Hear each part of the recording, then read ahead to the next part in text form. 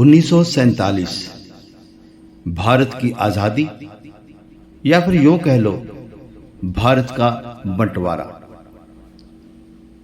दो टुकड़ों में बंट गया भारत। आखिर क्यों हुआ ऐसा? कौन था असली जिम्मेदार? इस वीडियो में हम आपको बताएंगे वो सच जिससे आप शायद अवगत नहीं होंगे। 1940 से ही मोहम्मद अली जिन्ना ने यह कहना शुरू किया कि इस देश में एक मजहब के लोग नहीं हैं। मुख्य तौर पे इस देश को दो धर्मों के आधार पे बांटना चाहिए, क्योंकि उनका खान पान रहन सहन बिल्कुल अलग है। जबकि कांग्रेस का यह सोचना था कि इस देश में सभी की एक ही पहचान है और वो है इंडियन।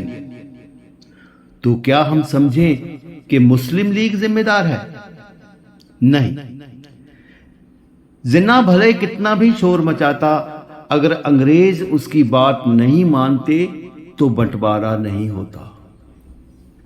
मगर अंग्रेजों को यह बंटवारा सूट करता था। कांग्रेस 1920 से ही इनका विरोध करती आ रही थी, मगर अंग्रेजों को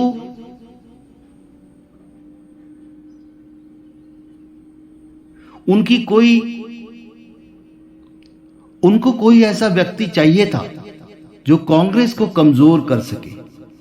इसलिए उन्होंने जिन्ना की बातों को हवा दी और उसे धीरे धीरे गांधी के बराबर का दर्जा देना शुरू कर दिया। अखिल भारतीय मुस्लिम लीग का लाहौर अधिवेशन 25 मार्च 1940 को समाप्त हुआ। उसी दिन जिन्ना ने एक प्रेस कॉन्फ्रेंस की जिसमें उन्होंने स्पष्ट रूप से कहा, भारत के विभाजन के अपने लक्ष्य की घोषणा जो हमने निश्चित रूप से निर्धारित की है, मेरी राय में भारत के मुसलमानों के भविष्य के इतिहास में एक मील पत्थर है। मुझे गहरा विश्वास है कि अखंड भारत का विचार सिर्फ एक सपना है। एक ईमानदार और मैत्रीपूर्ण समझ के मद्देनजर मुस्लिम भारत और हिंदू भारत संघर्षों और विरोधों से ऊपर उठ सकते हैं और अपने अपने क्षेत्रों में सबसे अच्छे पड़ोसियों के रूप में रह सकते हैं और अपनी संतुष्टि के लिए शांतिपूर्वक अपने अपने राज्यों पर शासन कर सकते हैं।